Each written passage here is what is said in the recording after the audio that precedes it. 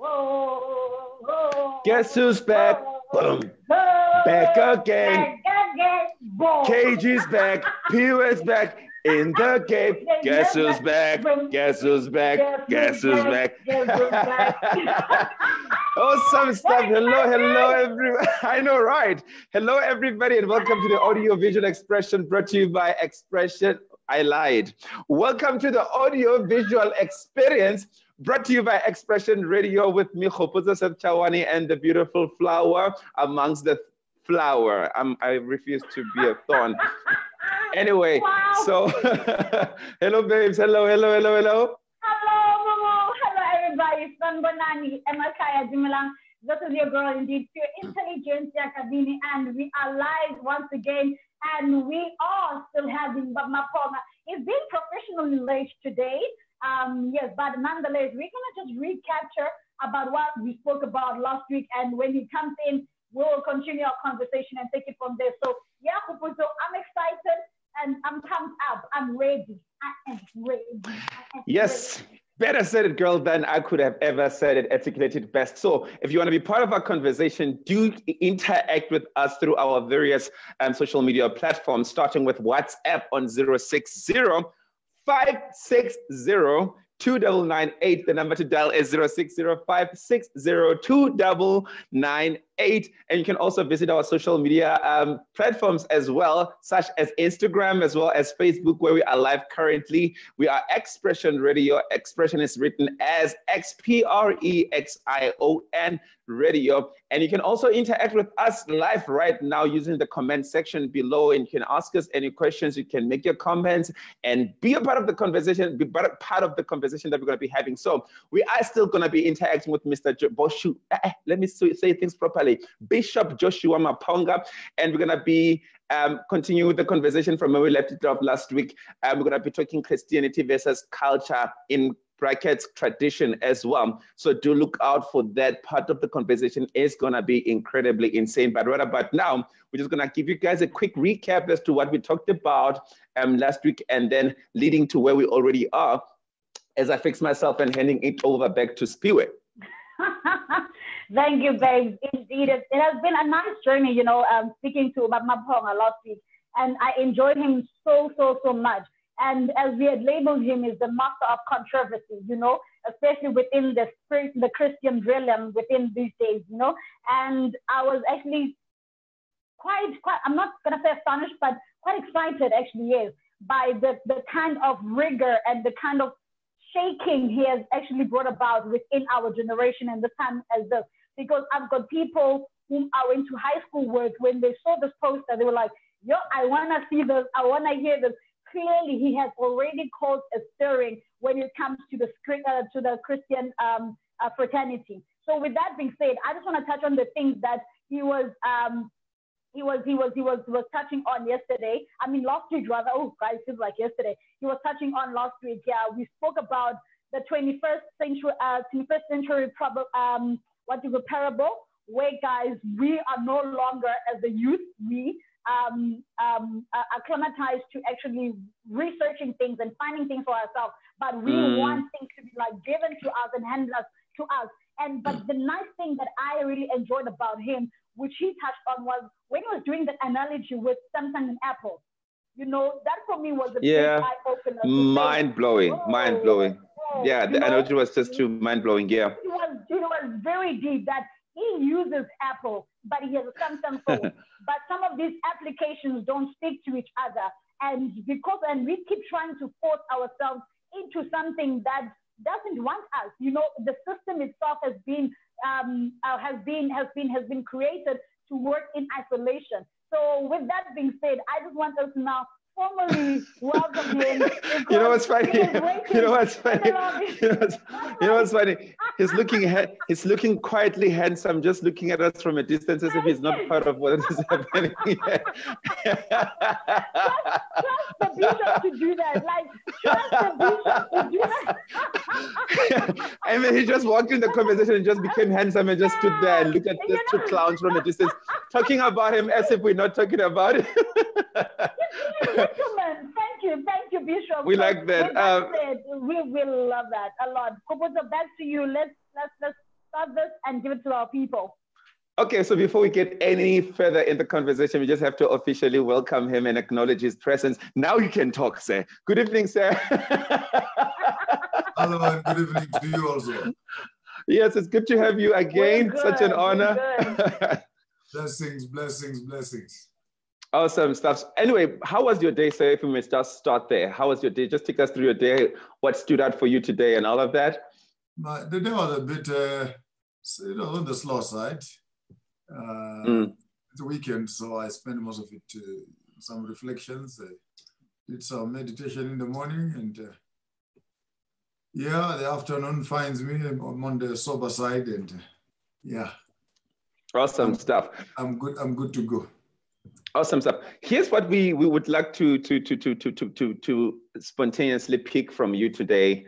I have an eagerness and an urge within me to get to know you, and Sphiwe and I share the same sentiments. We just want to understand you from as early as being a young boy is concerned. If you don't mind, just take us through your childhood and all of that. Just paint us a picture of what was Bishop Joshua Maponga like as a young man. What was Maponga like? What was Joshua like as a young man? I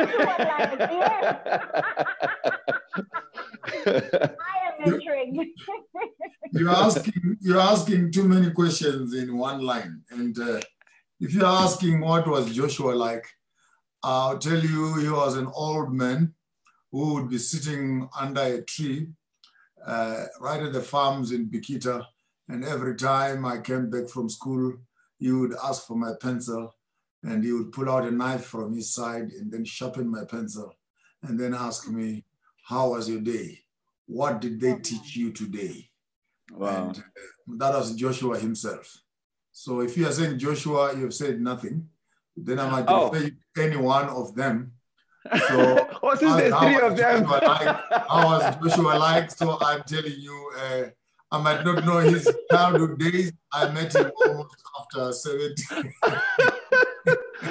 What were you like? Oh, I forgot there's three of them. He's the third. So how was Joshua the third like?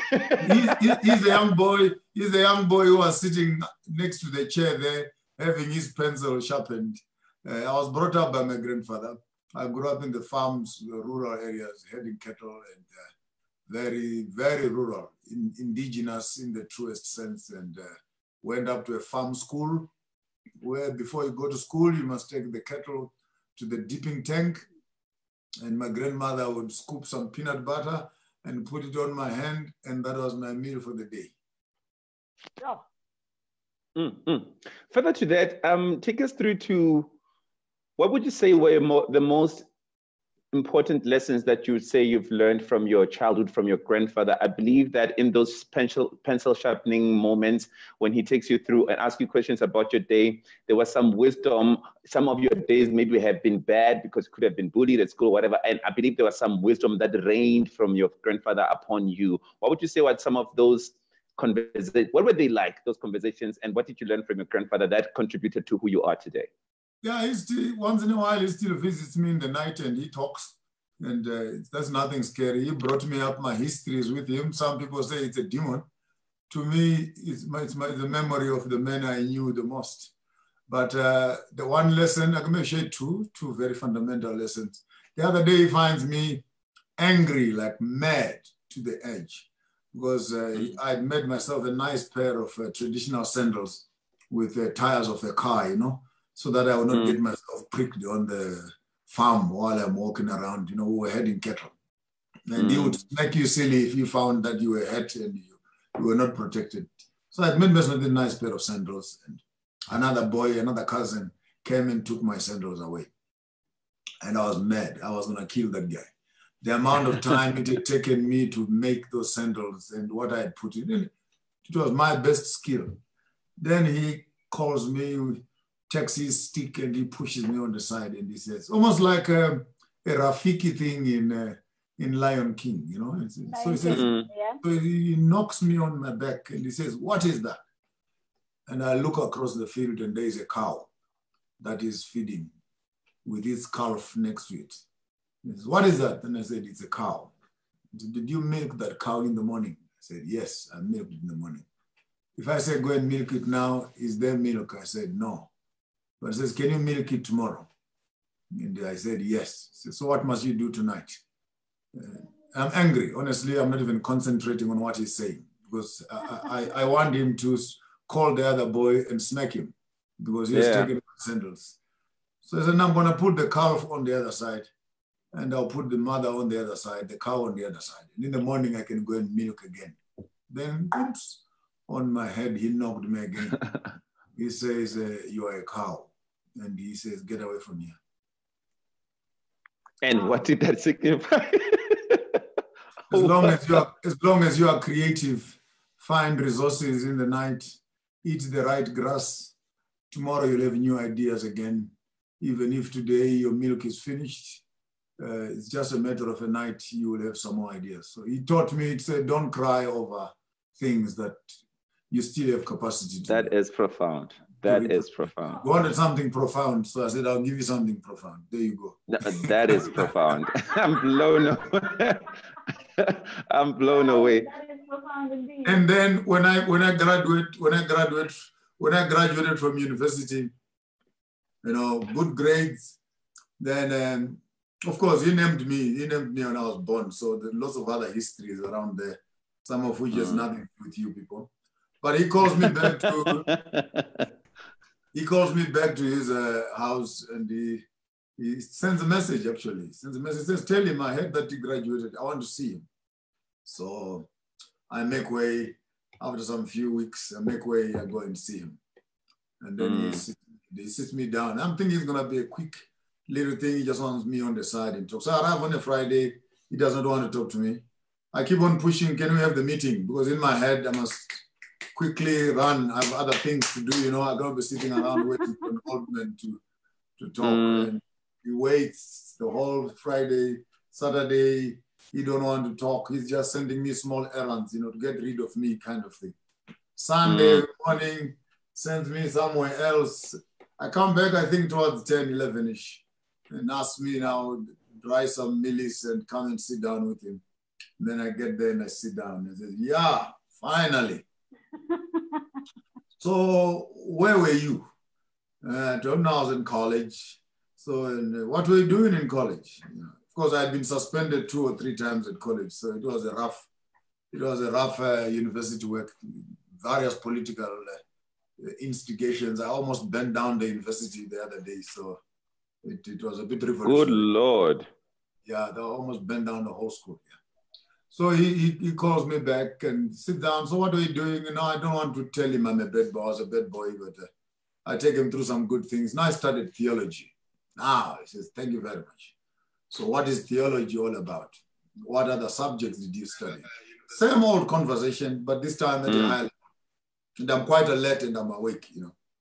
I tell him, no, I did theology. I did anthropology, a bit of psychology. I did mathematics, you know, aerobics, calisthenics. We did English, literature, you know. I take him through the whole curriculum of my 4 or 5 years of academic proliferation, to which he says, okay, I hear. It's almost like about 30 minutes, 40 minutes later, I said, yeah, so let's zoom into this one, theology. So what did you study in theology? And I started explaining to him the Old Testament theology, New Testament theology, wisdom literature, you know, prophetic, apocalyptic stories, synoptic gospels, the epistles of Paul, you know, and dates and time and everything. Boom, I'm done. The question number 4. I felt like I was defending a dissertation, you know. Question number 4, then he says, okay, take me to the Old Testament. What did they teach you in the Old Testament? Then I rattle along Old Testament, you know, the Torah, the prophets, the what. I cut it to pieces quickly, minor, major prophets, zoomed in, done and dusted. Now take me to the Torah. Torah, the first 5 books, explain to him how it was written, stories of Midian, Abraham, the Egyptians, all the story. Fine, thank you. Zoom. Question number 7, tell me the book of Exodus. Wow. Book of Exodus, it's an exodus of life, it's an exodus of a church, an exodus of a family. We're all traveling from one place to another, from things that oppress you to a land of freedom. And it's a movement. You need to be prepared to be facing complicated, difficult circumstances in life. But the book of Exodus is actually a testament of hope as you are facing difficulties. Grace and God, Yahweh, is there with interventions. And I take them through some of the high-level miracles that happen in the book of Exodus, from the birth of the children, the Exodus, the passing of the Red Sea, the 12 wells, the manna, the waters, and everything else. And boom, I zoom over into crossing into River Jordan. That manna is in the wilderness. When you cross into the promised land, labor must begin. And I was quite theologically sound. So I gave him a good theological background. And he says, okay, boom, question number 8. Take me through the book of Exodus, chapter 20. And chapter 20, well, this is Moses on the mountaintop, receiving instructions from Yah. And he's writing the 10 Commandments. And it's actually, can only understand it in the reference of 32, 39, Moses standing in the rock. There's a rock near you, near me. Stand on the rock and hide behind it. Who is the rock? The same rock that gave them water, the rock that Peter confesses, on this rock I'll build my church, and the rock of Daniel that falls from the sky. Who is the rock? You know, I build up some theology around the messianic hope and etc. I said, oh, boom, can you take me? What is the key text, number 9, on the book of Exodus? And I took him through the 10 Commandments. So number 10 question, what are the 10 Commandments? They're divided into 2. The first half discusses your relationship with God. The last half discusses your relationship with fellow men. But the bridge, honor your father and your mother, because in your family, you're able to relate to both sides of the commandments. You know, so you cannot run with one commandment without the other. And in the backdrop, I gave him a background of the types of law found in the Old Testament, ceremonial laws, you know, laws of hygiene and cleanliness, laws of land, judiciary laws, laws of slavery, laws of homosexuality, same-sex marriages, all the various laws that are there. And boom, I was done. He said, so can you please take me to that law that says thou shalt not kill? Question number 11. Thou shalt not kill is an Old Testament theology. Eye for an eye, tooth for a tooth will leave the whole world toothless and blind. And then I took him through the New Testament concept of killing. When you click your tongue at someone and you curse them, then you've killed them. And the Old Testament, it was physical. If you kill someone, they'll kill you also. That's what the 10 Commandments say, and that's what the law of thou shalt not kill says. For the first time, he raises a problem on number 11. And he says, the Bible does not say that. Ouch. All right, this is almost like 3 hours later, 3 to 4 hours later. Then first time he disagrees is when I tell him what the law says, thou shalt not kill. He said, no, the law said thou shalt not kill. He says, no, I said killing is. He says, no, the Bible doesn't say that. Read it again. Then I read it, thou shalt not kill. Then he says, explain it. Then I had to redo it again. Killing is 1, 2, 3, 4, 5. He says, you are wrong. The Bible doesn't say that. Question number 12. What does the Bible say when it says, thou shalt not kill? My sanity returned back to me because I knew I was now standing on deep waters and I could not explain anything further than what I knew. Then wisdom asked me to ask the question back. He said, so on question number 12, that one I cannot answer. You can teach me, what does it mean, thou shalt not kill? Clears his throat, wipes his stick, looks me straight in the eye, and he says to me, the Bible says, thou shalt not kill. I got offended. He said, but that's exactly what I've been explaining. That thou shalt not kill. You are saying, then again, boom, he knocked me like, silence. And I listened. So what do you mean thou shalt not kill? He says, thou shalt not kill. And I stood and listened. He says, whatever God has given you, thou shalt not kill. Sure. Sure. That was the end of the lecture. Wow. Shoot. Like, Yeah. like I'm really taken by what you are just saying now, and I think it's going to tie in very beautifully to what we want to delve in today. To say that I can see that you've got a very deep theological background in terms of where you come from in terms of your theory and the knowledge of scripture. And last week, we touched on culture, you know, to say that there's culture versus Christianity and tradition versus Christianity. And our question was, can those coexist? Now, with your theory or background of theology, what is your stance on that? Because I think with your past, you can easily take us through that, because there's culture in different spheres. There's pop culture, there's Christian culture, but in the arena of Christianity, what would you and how would you define culture? Because I think that will help us stand from there. Culture is an interpretation of any group of people. It's a window through which they look at life and interpret their events. And then they put celebrations and they put memories around those encounters. Then the word culture is made out of two words: cult, which actually encompasses rituals and doings which a community would do to celebrate, to commemorate, to appreciate a certain event in life. And when those norms and behaviors are packaged together, then they formulate something that you might actually call a culture. A culture then becomes a lifestyle through which a community interprets its own reality.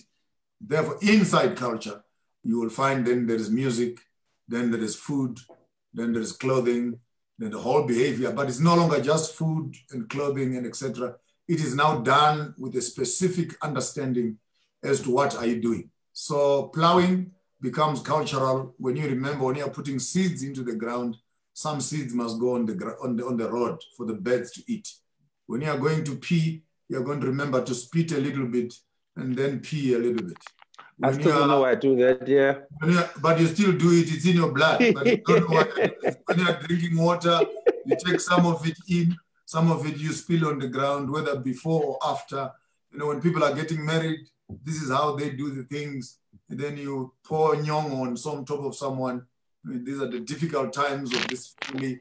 You're going to live through the bitter times with us. You are going to help us digest our food. So it's not just a nyong or being poured on someone. Now the symbolism of interpreting all those rituals becomes a greater space of cultural expression. And I think when you look at Christianity and it undermines culture, it only goes without saying that you actually think that you are talking to babies who don't have a background, who don't have knowledge, who don't have life, who don't have expression. So you come around with your Christianity and then you impose it on the people, arrogantly so, downplaying everything that has meaning to them. Because when we are eating in a circle as cultural boys, we know that the firstborn is the one who must hold the pap first and go for the relish. Then the second one follows. Then the third one follows. When we are picking up meat, the old one picks up the biggest piece of meat. The last one picks up the smallest piece of meat. And the older one is the one who breaks his big piece of meat and shares it with the one who got the least piece of meat. There's a culture of eating and looking after each other within that culture. You come around in your small little Yankee town urban mentality and you disrespect all that. And without knowing, you've already messed up a social structure of teaching the older boys to look after the younger boys. And the way we've been expressing ourselves. No, it does not matter. We're now all free in Jesus.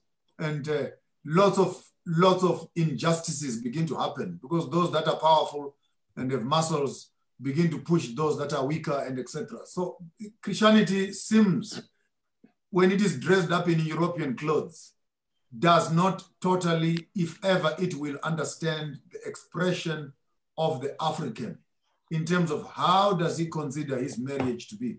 How does he consider his adults to be? What position do I hold in a community? We come out with the beautiful gospel. We are all equal in Jesus. We are all, no Jew, no Gentile. We are now all the same in Jesus. And this message in its own, if it must be put into culture, then people start pushing each other with elbows. Young boys start pointing fingers at older boys, and older boys start disregarding the younger boys and stuff like that. This translates itself into marriage interpretation. This translates itself into wealth creation. Someone is being married, one cow must be identified to be given to the firstborn son when he is born, so that by the time he is 25, the lobola that we paid, the first cow that was there was for the mother, the second one was for the father, but the third one was for the young boy who will be born. And Tina, as the parents of the woman, are going to be looking after this cow. And every year when it gives birth, this wealth belongs to the boy who is being born from our daughter-in-law. When he's 18 and etc., we'll drive a head of cattle and go and congratulate him to help him to start a home.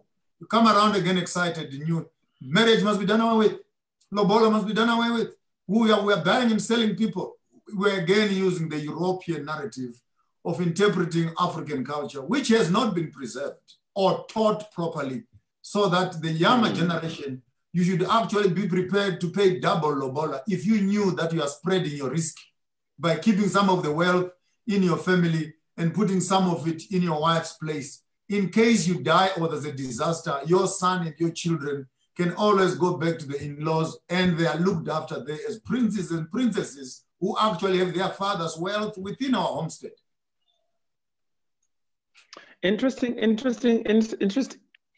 account you have alluded right there. And I was in a conversation following our last interaction with a young Christian pastor. And we were talking about what his thinking around culture versus Christianity is. And I have picked up through various interactions with people that the misconception where culture and Christianity comes in is when we conclude that when we talk of culture, we're talking about only rituals. We're talking only about the slaying of goats and drinking of the blood, the cutting of your forehead and whatever and whatever. But I love this approach that you have given because it paints a picture about, can I call it human wood, if there's such a word? Ubuntu, yes. Yeah. Humanity, a state of humanity that has got systems in it that makes living with one another seamless, that encourages respect, that encourages not just solitudeness, but inclusivity of the whole sphere of things. Now, my thing is, you painted this other point when you said that in Christ there is neither no Jews nor Gentiles. And I think our modern young Christian generation has got it twisted to think that when we take on an identity of Christianity, it means then as a Tsonga man, so and start prioritizing speaking to God in English and praying to God in English, whereas I need to be cognizant of the fact that I can pray to God in Tsonga and he hears me. It's almost like there is this misconception as to, it's almost like God is white. Have you noticed how in churches we just pray in English? And when you pray in your mother tongue, it sounds like God is not listening, you know. So I just love that picture that you painted because maybe it's right. Maybe it's right. You must accept it. You must accept it with its filth, the European culture, that it has never given you a black God. And as such, the truth is that you cannot even relate to the white God. So let's agree that actually maybe you have been praying to the white man, and you've been praying to the white God who cannot identify with you. So what you are expressing right now is the reality of a brainwashed mind, which is totally divorced from itself and wishes to express itself in the culture of another. Hence, a white wedding is much more acceptable than an African wedding. And yet both of them are cultural weddings.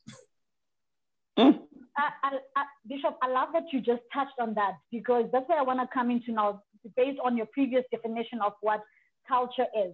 And correct me if I'm wrong, but from the understanding of what you were explaining is that it's just how people in that community have established ways and mannerisms of how to live and get along with each other. And those practices are things that have been given from generation to generation to preserve how things have been done in that culture, in that community. Now, we read about Christianity and we read about the culture of Christianity. But prior to Christianity, there's a culture of the Jews. There's a culture of the Hebrews. There's a culture which leads to Christianity. So now my view, or what I would like for you to like help us expand on, because now last week you also touched on the different kinds of Christianity, the Ethiopian Christianity, the European Christianity, you know, and all of those things. But when you look at the Christian culture in its essence, it is how people mimic Christ and live a Christ-centered life. But now the European people, the Ethiopian people have defined it their own way. So what I'm trying to say is, can we backdate to Hebrew? Can we backdate to the culture of the Jews, and how that has now extended into Christianity, and therefore giving us the different types of Christianity? While you're on that, you need to understand that dogma or theology is a theory of isms. The only time theology makes a church is when people are expressing themselves in a cultural form. And therefore, for an African to express his Christ relationship in a white form, in a European form, it cannot be called Christian culture, because that is European culture. And the quicker we remove that word from our dictionary, the better. The word that says Christianity has a culture, we know that's not true. For the culture which Christianity teaches is European culture. So maybe let's just cut out the trash and stop putting cotton wool on people's faces. The culture which many of our churches, if not all of them, teach is European culture. So basically, Christianity comes to get rid of Africans and establish for the European community a subculture of Africans who relate to their God through the European system, so that they can work in a European economic and political terrain, already having been conquered by a European God. So you manage the psychology, you manage the ethics, you manage their spirituality first, before you can manage their economy and their politics. Hence, many of the traditional communities will have a church first, and after a church, it's a police station, which has a court next to it, and a prison. And then after that, it's a bank. In that order, that's how you take over a community. Firstly, you establish for them a church. So the first center of learning, where you are learning colonialism, and what they made even worse is that they combined the church with the school, where children come here at 8 in the morning, they leave at 4 in the afternoon for the next 7 years. And then another 4 years later, 5 years for high school, another 5, 6 years later for college. Give me your child for 25 years. The day I give him back to you as a professional person, that child is no longer African. That child is a fully colonized missionary boy, whose role models, whose theories, whose holidays, and the window through which this student is now interpreting life is no longer the African window, but the European window. That's why when all of you young people get educated, you can no longer relate to uneducated people. Even your own mother and your own grandfathers. You go to the village right now, you look at all of them and you go, man, I can't eat this junk. I can't do that. I can't sleep like that. I can't do this. But you used to do it when you were young. That's true. What has gone wrong? But, so education is a transport between cultures. If that education is not circumcised in the traditional heart to produce an African, actually education helps the white community to make all of us coconuts, brown outside, white inside. Interesting. With the European indoctrination around Christianity, which has also, in my opinion, imposed its own culture, particularly on the African people. I was once asked a question that I could not answer because I did not have answers at the time. I'm probably not as deep as you are. So I was having a conversation with this woman. She is Mamaki, and she studied, she holds a PhD in indigenous knowledge systems. And then she asked me this, and okay, before she asked me the question, she painted this picture to say, Kgopotso, I don't have a problem with the God of the Bible. In those words, the God of the Bible. For as long as the God of the Bible is not gonna exclude me from my own Africanness. I have a problem with a God of the Bible that says I should now look at myself and frown upon myself in as far as identity is concerned. And then the following question came to say, if you can answer me on this one, then you and I can continue this conversation. She said that before the white man came to Africa to teach the black man the Bible, who did the black man pray to? Because before the arrival of the Bible, European Western people in Africa, there was some higher power that black people prayed to for rain, that black people prayed to for seasonal blessings, for those kind of things that they make a community grow, for wealth and we were talking about the fact that Africa now is in a very poverty-stricken space. And it's as a result of African people have forsaken certain other cultures and traditions that made it easy for them to preserve wealth. So that question, I want to pose it back to you. Before the white man came to Africa, who would you say in your opinions, or what in your opinion do you think the black man prayed to? That made it easy for them to be united and all of that. The embarrassing thing is, again, European culture is shocked when they come to Africa and two words are missing in our dictionary. It is the word Jesus and the word devil. And these two extracts, they actually imported into the African space. To qualify what I'm saying, our language already comes with enough background information which tells the listener or the outsider that the people know God.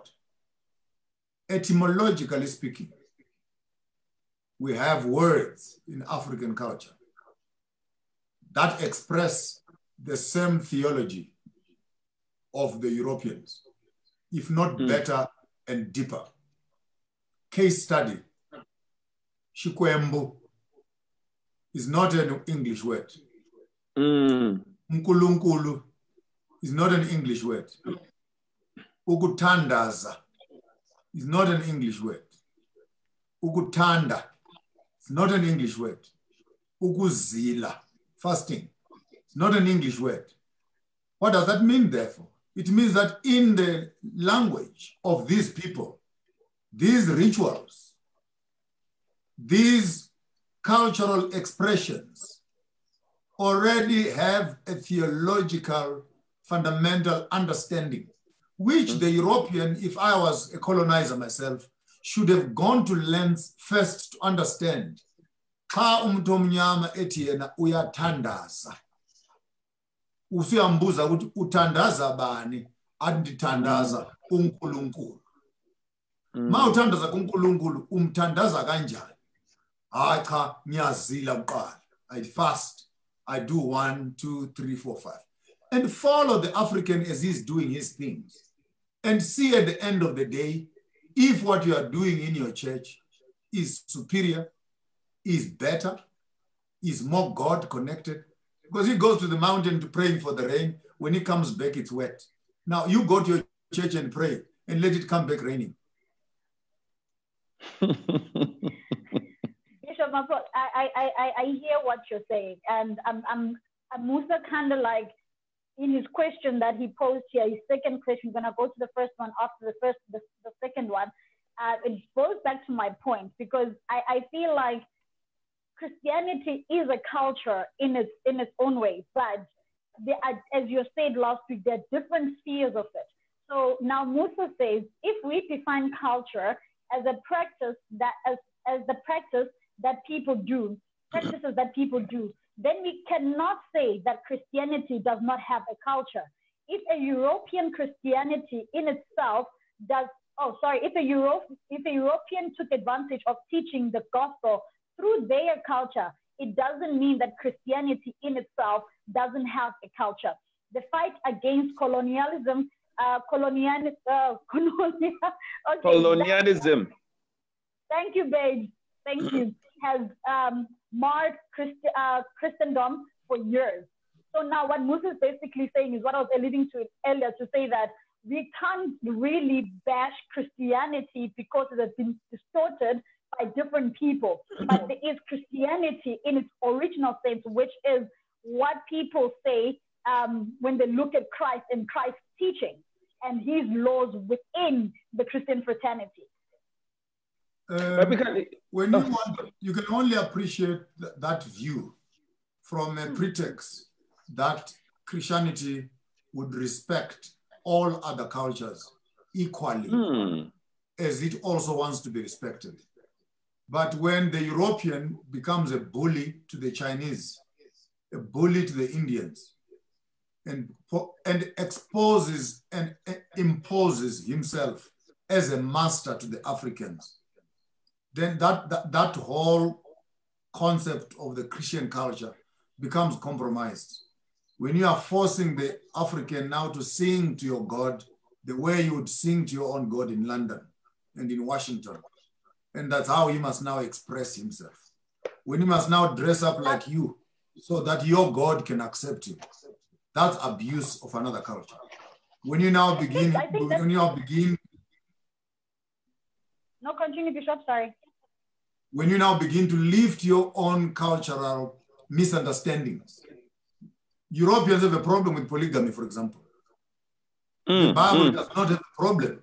The Bible does not have a problem with polygamy. But because the people who are now interpreting the Bible, they come around with a monogamous doctrine and theology, which is actually totally silent on the patriarchal Old Testament theology. Just to pick that as a case in point, to show you that a dominant culture can twist scripture to fulfill its own particular slant of theology. So much that by the time you say I'm a Christian, let's agree, you're saying I have fully accepted European culture. Because if you should go back to wanting to be truthful to the biblical text, I would rather have you becoming Hebrew cultures or Hebrew cultured. Number one, when Hebrew people are getting married, they don't use all these rings and all these things we do. The husband walks around his wife 7 times, or the wife walks around the husband 7 times.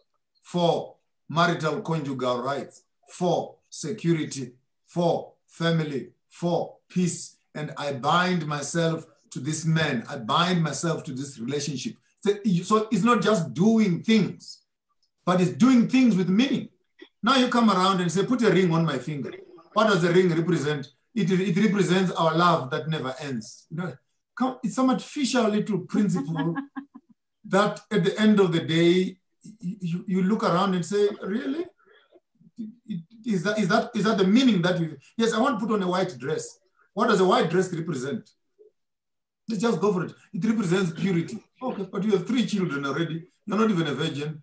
You want a white dress. In all honesty, even the expression of the culture itself become a way of camouflaging hypocrisy and lies.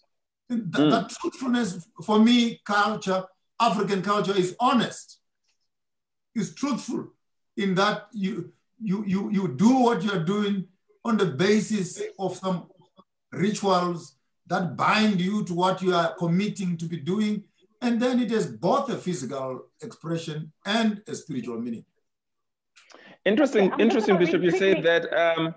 I was just about to read comments as well. So before we get to the comments, in addition to what you're saying, this is the comment that Musa shared that Sphiwe read out. When you were busy expounding on the answer there, what came to me was the following scripture. I do not know exactly. I forgot. I do know where it is. I forgot. I'm saying this with viewers. I know where it is in the Bible. I just cannot quote it out loud now. But I'm just going to paraphrase around it. It says that I believe it was Apostle Paul who said that in order to, I'll paraphrase, in order to win the Jews, I had to become like a Jew. In order to win the Gentiles, I had to become like the Gentile. For me, that speaks to a particular recognition of other people's certain other traditions and cultures that need to be observed. That if I am going to preach Christ to a Tsonga man, I first need to understand what a Tsonga man is, what he believes in, and how can I incorporate his beliefs with this now Christianity thing. So I don't think that we can go about being Christians and encourage forsaking our own cultures, our own traditions. This is our identity, for example. And we're not saying that, look, I was having a conversation earlier on with someone to say, dude, when you know what you need to know, you will then now start taking or doing the things that you now want to do, things that are now they make sense to you, things that resonate with who you are. We cannot shun away from the reality that before the Bible hit the Cape Town shores in South Africa, Black people did not know about Jesus Christ. Let's start there. Black people did not know about Jesus Christ. They knew about something that they were praying to. And maybe that's what we need to now start desiring to learn. So as to now, how do we incorporate the two? But the few questions that come up, maybe you'll comment. I want to throw something. Something there, because you are Tsonga. I wrote a book which I was scared of publishing entitled Works of Grace, where I was actually doing an African theological symposium on trying to understand the Messiah, the Jesus of the colonialist, and the Jesus of the Tsonga. So I actually took a whole chapter to look at the salvific theology of soteriology and Christology within the Tsonga tradition. And the way I did a good research in Guyana and Tsanin, when a person has committed a crime, this is ancient times, you may not remember this, but I did my research thorough. In ancient times, when you kill someone and you've committed a crime, and the family who have lost their loved one are preparing for war or something to come and revenge the blood of the one that has been killed, there is tension. You, the family of the one that has committed the crime, you cannot send the person to go and say, I am sorry, the one who committed the crime. Then what you do, you identify another person within your community, a relative of this one. You give him some coins with him. Depending on how big the crime was, in some certain cases, you may even need to take a little child with you as a gift to the other family to replace the one that you have killed. When you get to that family and they ask you, who are you? You answer as the one who has committed the crime. If the family that has lost their loved ones want to express their anger, they will express their anger on the innocent one, on behalf of the one who is guilty. Are you following? Yeah. Yes, I am. Imagine if the white man understood that theology and then teach what Jesus is to the Tsonga man using that theology. How complicated would that be? And how easy would that be in terms of building again that bridge of misunderstanding? So in the Tsonga environment, we already have a Messiah, we have a sinner, we have a price to pay for the one who is injured. We have a gift to offer the other side. We have anger from the other side to accommodate this one who has been angered. And if you cannot see a messianic picture in that, then I can't help you. This conversation is over. If you can't see that. Sphiwe? Well, I just want to quickly read into our comments in relation to what you're saying, Bishop, because I think I'm still not fully convinced with, I understand that there's Eurocentricity that has kind of taken over when it comes to the world. But Christianity on its own, I think it can be treated as something of an individuality of some sort, to say that Christianity has its own culture, it has its own precepts and concepts. But as I said, let me just go back to these comments by Musa as well. He said that if we are all free in Jesus and there's no Jew nor Gentile, how is it that we want to practice Christianity in the African or European context? Why should that matter? Should these cultures and ethnic practices be involved in Christendom? And then Silo also asked, is that this is a personal question to you, Bishop, to say, do you fully believe in Jesus, that he died for our sins and that he rose and ascended to heaven? And then the last one says, do you believe in Jesus, not an African God? Interesting. I don't think the people who ask those questions are interested in the answers. It's just a way of owning each other into columns of belief. Here where you're coming from. Yeah. So it's a desktop inquiry. Okay, I know you believe in Jesus, so I'm settled. You know, he does not believe in Jesus, so he's an antichrist. And we continue. So it's not for me. Those questions, I've met them 1,000 times. They are not coming from a platform of a genuine inquiry. So if I should tell you academically that the letter J appears on the alphabet 500 years ago, that's a fact. Mm. And Jesus was here 2,000 years ago. That's a fact. So academically speaking and philosophically speaking, there was never a human being called Jesus. Wasn't it because Yeshua? J was not even there. Are you following the argument? Mm. Mm-hmm. Because J was not even there when he was born. It wasn't. So don't tell me to believe in Jesus, because Jesus never existed. Okay, can I maybe try to rephrase the question? No, wait. Young lady, it's going somewhere. It's going somewhere. Wait for it. Young lady, Okay. I hear I'm you. relaxed. Actually, it's you who is not listening. It's you who is not listening. This time around, it's not that I misunderstand the question. You are not listening. What's your name, young lady? Apologies. What's your name? Sphiwe. Sphiwe. Yes. Did Sphiwe live before Sphiwe lived? No. Then how would you ask me to believe in Sphiwe who was never there? She only becomes. Yes, I think that's where we're losing each other, Bishop, because when I read about Jesus, he is God. Unlike Sphiwe, Sphiwe is human. But when I read about Jesus, Jesus is God. He pre-existed and pre-existed. Okay, I'll make it simpler for you. I'll make it simpler for you. You cannot give someone a wrong name, then force me to believe in it. That's abuse of academics. I'm not a layman. I'm a theologian. So don't force me to believe in Jesus, who was never there. Academically speaking, in all books of history, you will not find the name Jesus there until 500 years ago. Mm. So give me his right name and we can start talking from there. Okay. Interesting. Because I was some couple of months ago, I was reading through the history book, and it teaches, it is twofold. It teaches us the history of the kings. It also teaches us the history of Christianity. And I was shocked to learn certain other things that literally for about a couple of weeks left me not knowing what is what anymore. And I'll tell you what.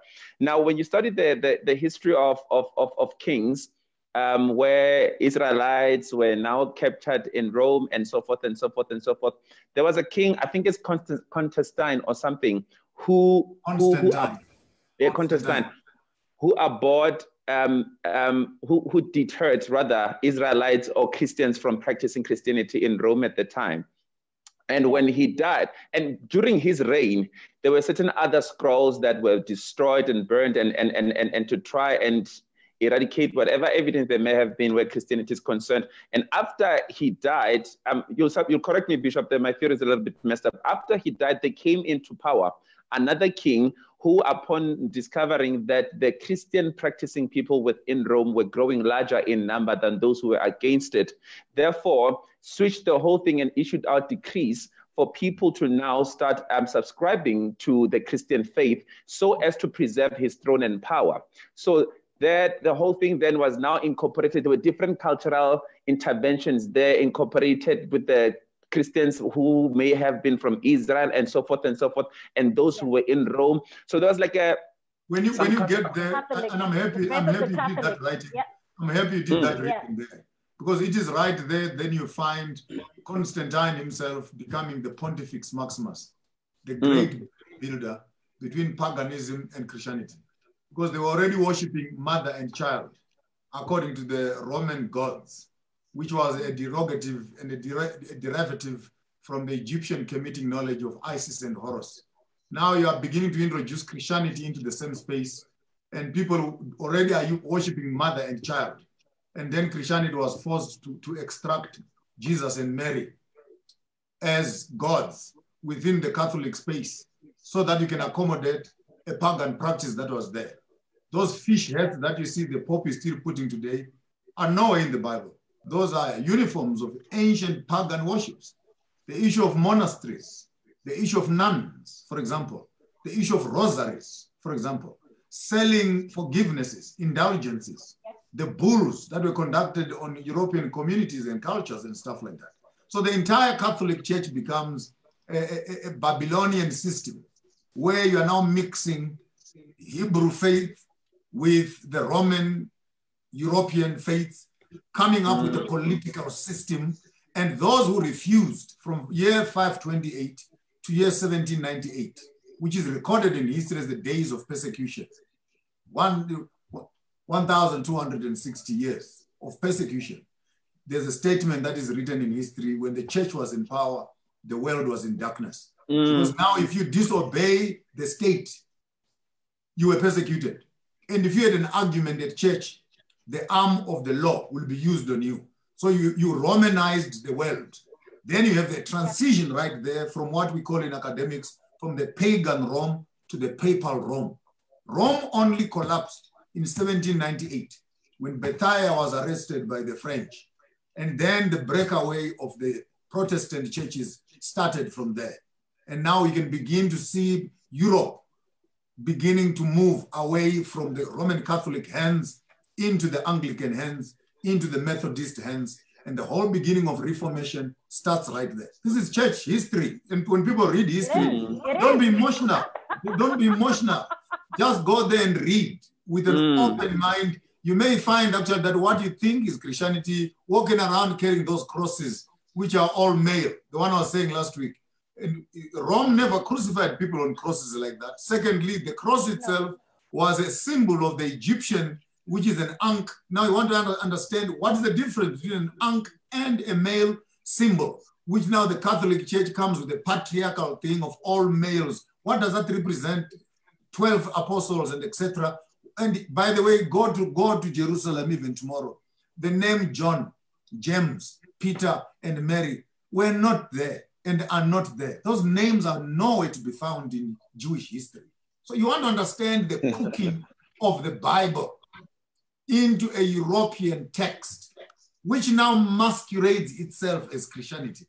And I stop and I say, young lady, no, take off your shoes. The ground you are standing is holy ground. You may need to step back a little bit and look at this thing much more objectively, because what you have come to accept is actually a false image of the true culture, true practices, true Messiah, Yeshua Mashiach himself, the Son of God himself, named Emmanuel.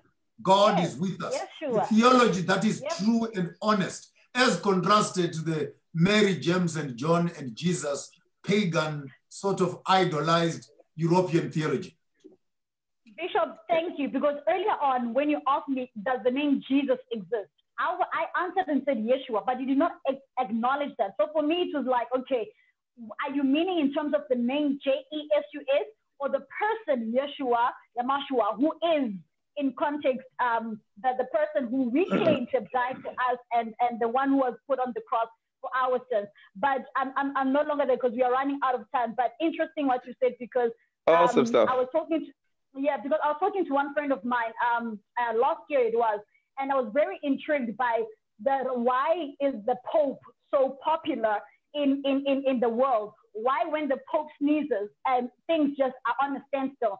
and I went on a very small journey of unpacking that, and I've come to see how the Roman Catholic era came into being from the Israelites being captured and all of those things, and part of what Kgopotso was saying. So it's still a maze for me. I'm still a pilgrim, if I should say, in understanding this. And to your point, maybe next week when we come, or another week when we come, we can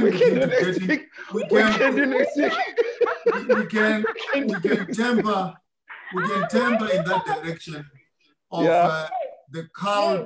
the cult of Christianity and the cult of the Bible.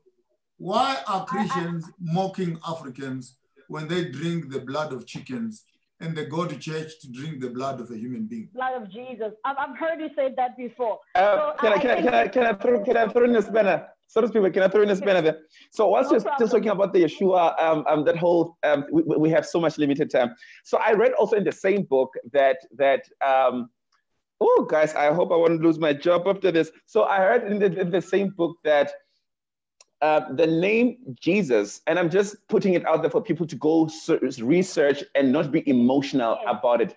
The name Jesus, I think, gosh, my theory is a little bit messed up, but it is translated, when you look into the Hebrew alphabet, it is alleged that the letter J does not exist, and therefore Jesus is spelled as E-U-S-U-S, and the word J-E-S-U-S, when you translate it to, is it the Greek or Hebrew, one of the two, it means pig, P-I-G.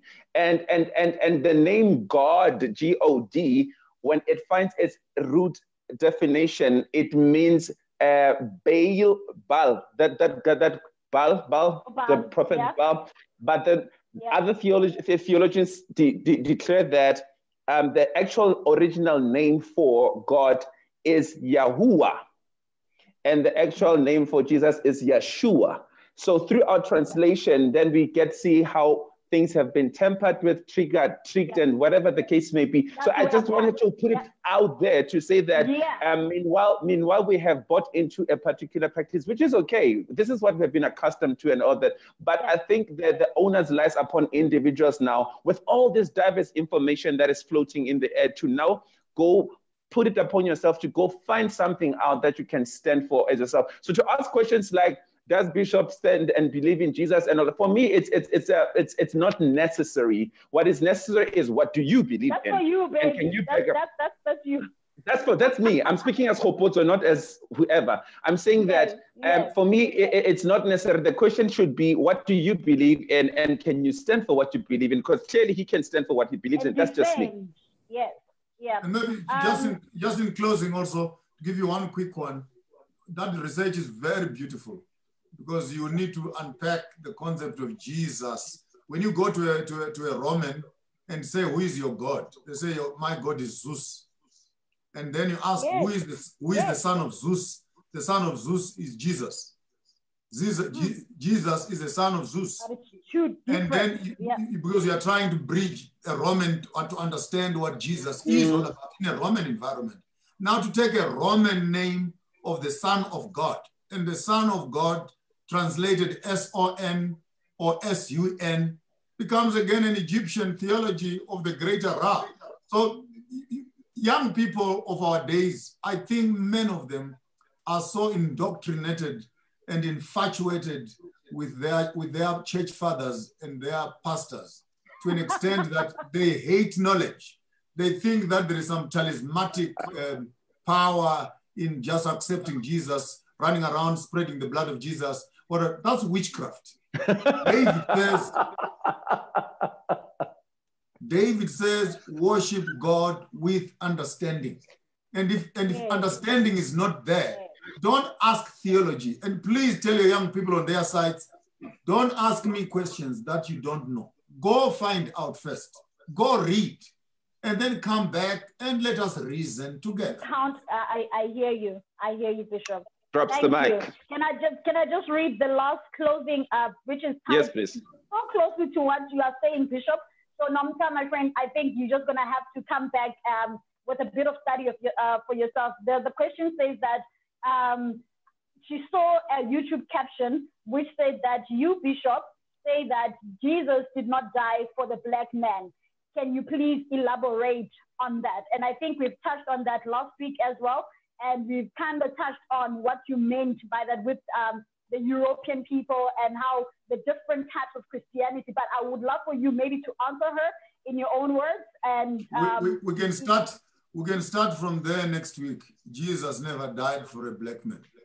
Under the same pretext that Jesus being a white man. Jesus being a white man, there is no white man who hung on a cross to die for Africans. Put that as a historical fact. You said Jesus never died for what? Never died for black people. For a black man. Okay. And if the Jesus we're talking about, if the Jesus we're talking about now is a European idol of Rome, who never existed, and you want to tell me that something that never existed, with a history that is borrowed and caricature and drawings that are abstract, you want me to believe in that theory, then you are abusing me. Honestly, there's no white man. There's no white man who died for a black man. Put that between your ears. Live with it. Accept it and live. Refuse and die. I'm ready. I can't wait. I for one can't wait. This is what it's all about. This is what it's all about. So with that said, Kgopotso, I'm closing out on my side to say, guys, thank you so much for those who've thrown in their questions as we are hearing to next week. We are still continuing management. We are continuing next year. With that being said, it's been a pleasing pleasure for me on my side. I really enjoyed, and I've got a number of pointers to go and research on, because this Christian thing, it is perplexed. You know, so if you're going to take it lightly, to Bishop's point, you're going to be tossed to and fro, and you are going to be indoctrinated. But when you stand with information, it is easy for you to actually not fall for everything, to your point, Kgopotso, you know, because you believe in something. So with that being said, I can't wait for next week, Bishop. Thank you, thank you, thank you, thank you. Yes. Awesome stuff. And from me, the Bible that I believe in says the following to everybody that is watching and listening, that in all you're getting, get understanding. There is no excuse for being ignorant. There is no excuse for saying other people's understandings are irrelevant and invalid because we are lazy to search out for the truth. And the Bible does also say that the Spirit of God will lead us into all truths and all of that. And Paul also charged Timothy with the responsibility to say, study in order to show yourself approved. So there is no excuse for us to feel inferior if we know something. Like I always say, if you don't stand for anything, you're gonna fall for if you don't stand for anything, you'll fall for everything. And you know nothing for yourself. You know nothing until you know something for yourself. In that, on that beautiful note, all I'm going to say is that tomorrow is a promise and not a fact. Therefore, balance between living like there's no tomorrow but living like you'll never die. So from me, Kgopotso Seth Chawane, Bishop, thank you so much. And we're looking forward to next week. We hope management is going to do us right. And I'll see you guys next week. So, adios, amigos. Do look out for that one. Cheers.